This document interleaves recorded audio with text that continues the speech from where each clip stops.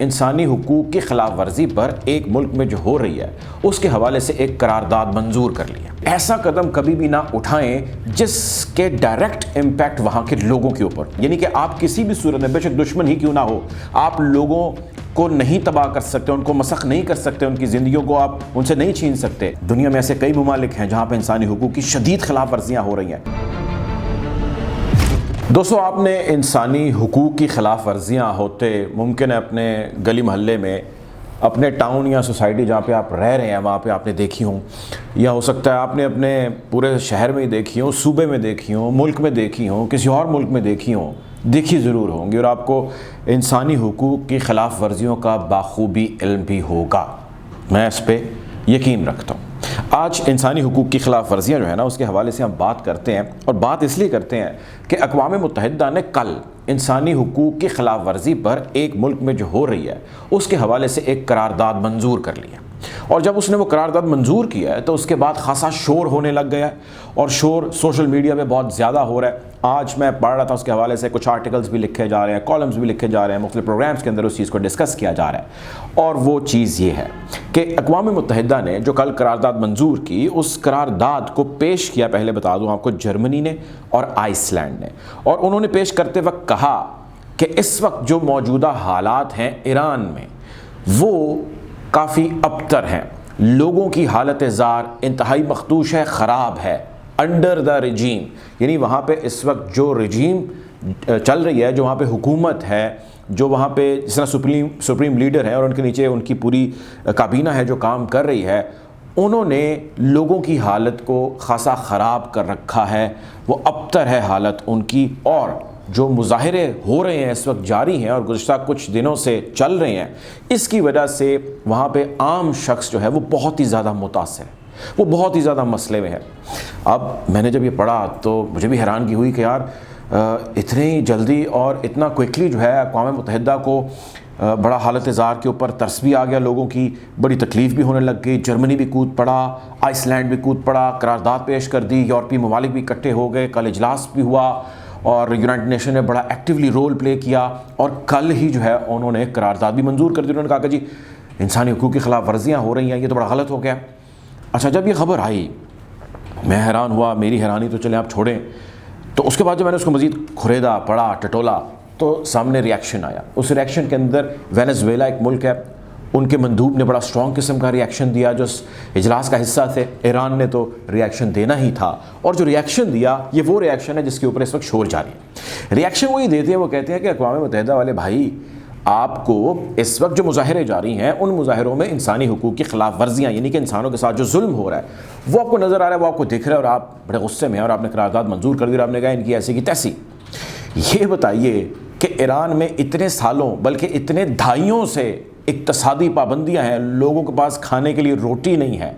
لوگوں کے پاس اپنے زندگی کے معاملات، اقتصادی معاملات چلانے کے لیے کوئی حل نہیں ہے، اور یہ تمام تر چیزیں شاخسانہ ہیں امریکہ کی لگائی گئی پابندیوں کا۔ ان پابندیوں کے نتیجے میں وہاں کے لوگوں کی مختلف حکومتوں کے اندر جو حالت زار رہی ہے اس کے حوالے سے آپ نے کبھی بات نہیں کی، کوئی ٹھوس اقدامات نہیں لیے، اتنا جلدی آپ نے کبھی کوئی رول پلے نہیں کیا، امریکہ کے خلاف آپ نے کبھی کوئی قرارداد پیش نہیں کی، نہ اس نے کسی نے پیش کی اور نہ کسی نے منظور کی۔ اس کے حوالے سے وہ یہ کہتے ہیں کہ جو کچھ بھی اس وقت ایران میں اقتصادی پابندیاں ہیں، اور اس اقتصادی پابندیوں کے نتیجے میں وہاں کا کسان، وہاں کا تاجر، وہاں کا پڑھا لکھا جتنا طبقہ ہے، وہاں کا نوکری پیشہ جتنا طبقہ ہے، وہاں پہ جتنے بھی لوگ اپنے مختلف معاملات زندگی کے اندر اپنے جو بھی معاملات ہیں وہ چلا رہے ہیں، امپورٹ ہے، ایکسپورٹ ہے، بزنسز ہیں، جتنی بھی چیزیں ہیں وہ ساری تقریباً تباہی کے دھارے پر ہیں۔ اور اگر ایران جو ہے وہ اسٹرانگ سٹیپس نہ لیتا یا وہ اقدامات نہ کرتا تو ابھی تک بھی جو سسٹین معاملات ہیں وہ نہ ہوتے۔ تو آپ نے یعنی کہ امریکہ نے جو پابندیاں لگا رکھی ہیں اس کے اوپر تو کوئی بات نہیں کی،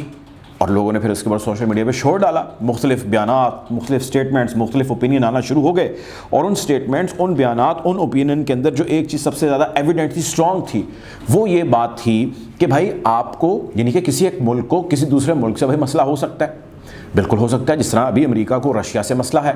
آپ نے رشیا کے ساتھ 100 جو ہے وہ آپ لڑائی لڑیں، آپ جو بھی اس کے ساتھ بحث مباحثہ کرنا چاہتے ہیں، اس کے گرد گھیرا تنگ کرنا چاہتے ہیں وہ کریں، لیکن ایسا قدم کبھی بھی نہ اٹھائیں جس کے ڈائریکٹ امپیکٹ وہاں کے لوگوں کے اوپر. جب بھی فوجیں لڑتی ہیں تو فوج پہ حملہ کرتی ہے، جب بھی آمنے سامنے ہوتے ہیں تو فوجی تنصیبات یا اس ملک کی سینسیٹیو جو لوکیشنز ہوتی ہیں اس کو ٹارگٹ کیا جاتا ہے. جنگوں کے بھی اصول ہوتے ہیں، کبھی بھی گھروں کے اوپر، مسجدوں کے اوپر، عبادت گاہوں کے اوپر، ہسپتالوں کے اوپر حملے نہیں کیے جاتے. کیوں؟ کیونکہ انسانی حقوق کی خلاف ورزی ہے. یہ وار کرائم کے اندر تصور کیا جاتا ہے، یعنی کہ آپ کسی بھی صورت میں، بے شک دشمن ہی کیوں نہ ہو، آپ لوگوں کو نہیں تباہ کر سکتے، ان کو مسخ نہیں کر سکتے، ان کی زندگیوں کو آپ ان سے نہیں چھین سکتے. آپ اقتصادی طور پہ چھین لیں یا بم مار کے چھین لیں، آپ کر وہی کام رہے ہیں. آپ جلدی کر لیں یا لیٹ کر لیں، آپ کر وہی کام رہے ہیں. تو جو آپ نے روس کے ساتھ اس وقت کیا، جو روس کے ساتھ آپ کا مسئلہ، یہ یوکرین والا معاملہ سارا شروع ہوا، وہ کہتے ہیں ہمارا ہے جی، آپ کہتے ہیں جی آپ کا نہیں ہے، لیکن آپ 7 سمندر پار سے اٹھ کے آتے ہیں اور روس کے خلاف آپ کارروائی کا انڈائریکٹ جو ہے وہ آغاز کر دیتے ہیں. لیکن لوگوں کی جو حالت اظہار آپ نے وہاں پہ پابندی لگا کے کرنی شروع کر دی ہے، وہ اس زمرے میں نہیں آتا، یہ بھی وار کرائمز کے زمرے میں آتا ہے. اور یہی کچھ آپ نے ایران کے ساتھ کیا ہے. جب آپ نے اس قسم کی پابندیاں لگانی تھی، لوگوں کی حالت اظہار ابتر کرنی تھی، تو بھائی اس کے اوپر بھی تو چلے قرارداد ہی منظور کرتے ہیں. آپ نے رسمی طور پہ بیانات بھی دیے، اسٹیٹمنٹس بھی دی، گٹھ جوڑ بھی کر کے کوئی بیٹھ گئے، حل نکالنے کی کوششیں کی وغیرہ وغیرہ، the list goes on.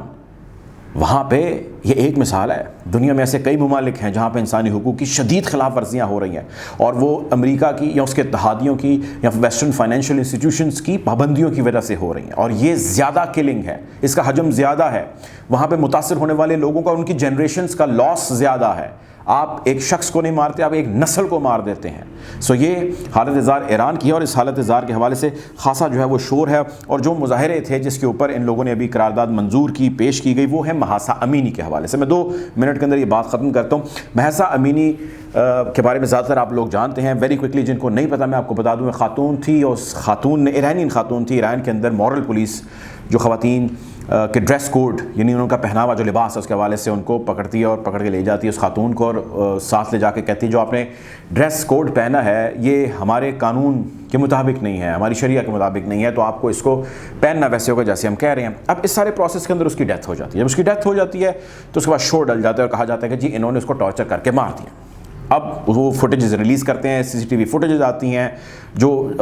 جب وہ اس پولیس اسٹیشن کے اندر یا اس ماڈل پولیس اسٹیشن کے اندر ہوتی ہے، اس کے اندر بتایا جاتا ہے کس طرح وہ اٹھ رہی ہے، بیٹھ رہی ہے، جا رہی ہے، آ رہی ہے، کس سے بات کر رہی ہے، کس طرح تبھی وہ موت مار رہی ہے، اس پہ کوئی ٹارچر نہیں کیا گیا. اب ٹارچر کے حوالے سے انویسٹیگیشنز فی الحال ویسے جاری ہیں. وہاں سے بحث چھڑ گئی ہے کہ ایران میں رجیم ہے اور بہت اسٹرانگ اور اتھارٹیرین رجیم ہے، اور وہ خواتین کو سر نہیں اٹھانے دیتی، ان کو پردہ کرنے پر مجبور کرتی ہے، اور ان کو ان کی مرضی کے مطابق لباس پہننے نہیں دیتی. اور ایسے سینٹیمنٹ والے کچھ حد تک لوگ ہیں ایران کے اندر، لیکن لارجلی جو لوگ ہیں وہ ظاہر اسلامی وہاں پہ نظام ہے اور اسلامی نظام کے مطابق اپنی زندگیاں گزار رہے ہیں، and they are okay with that. وہاں سے شور ڈل گیا. وہ فٹ بال کا فیفا ہونے والا ورلڈ کپ ہے، اس کے اندر پوسٹرز لے کے کھڑے ہو گئے. مختلف لوگوں کو جو ہے ایرانی جو اس قسم کے لبرل اسکول آف تھاٹ کے ان کو ساتھ ملایا، اور ملا کے جو ہے وہ شور و غوغا جو ہے وہ کرنا شروع کر دیا. اور دنیا کے اندر مختلف ممالک جہاں پہ ایرانی ایمبیسیز موجود ہیں، جہاں پہ کونسل خانے ہیں، یا جہاں پہ کوئی بھی کسی بھی قسم کا ایونٹ ہو رہا ہے، تو وہاں پہ چلے ہوئے جا کے پروٹیسٹ کرنا شروع کر دیا. اور ویسٹرنس نے اس کو شدید ہائی لائٹ کرنا شروع کر دیا. کیوں؟ وہ اس لیے ہائی لائٹ کرنا شروع کر دیا، اس میں ویسٹرن انٹرسٹ ہیں. وہ ایران کو مزید آئسولیٹ کرنا چاہتے ہیں، وہ کارنر کرنا چاہتے ہیں، انسانی حقوق کی خلاف ورزیوں کے گرد وہاں پہ گھیرا تنگ کرنا چاہتے ہیں، تاکہ وہ ان تمام چیزوں کو اکٹھا کر لیں جو ایک ریزن کے طور پہ سامنے ہے، جس کے بعد آپ نے اس پہ یہ الغار کرنی ہے. جو بھی آپ نے مزید بچا کچا ایران رہ گیا، اس کے اوپر جو کچھ کرنا ہے یا کرنے کی کوشش کرنی ہے، اس کے لیے آپ کو مزید اسٹرانگ گراؤنڈز مل سکے. This is exactly how they operate. دنیا میں بہت سارے اسلامی ممالک ہیں، بھائی سعودی عرب اس کی ایک مثال ہے. سعودی عرب کے اوپر ایسا کبھی نہیں ہوا. اسلامی نظام وہاں پہ رہا جائے، خواتین کو پردہ سختی سے کرایا جاتا ہے. کبھی ایسی بات نہیں دیکھی، کبھی ایسے مظاہرے نہیں دیکھے، کبھی ایسی ویسٹرن میڈیا کی کیمپین نہیں دیکھی. بھائی اسلامی تعلیمات، اس کے اوپر ہونے والے عمل کے حوالے سے ایک بحث ضرور ہو سکتی ہے، لیکن اس قسم کی منظم کیمپین بھی ایک ملک کے خلاف کی جائے تو بہت سارے سوالات ہیں جس کو وہ جنم دے دیتی ہے. بہرحال ہم کوشش کریں گے کہ یہ جو معاملہ چل رہا ہے مڈل ایسٹ کا، اس کے حوالے سے آپ کو یوں ہی آگاہ رکھیں، اور ساتھ ہی ساتھ اس میں ہونے والی جو ڈیولپمنٹس ہیں، خصوصاً جو ویسٹ میں ہونے والی ڈیولپمنٹس ہیں، اس سے بھی آپ کو باخبر رکھیں. اب تک کے لیے اتنا ہی، اپنا خیال رکھیں. اللہ حافظ.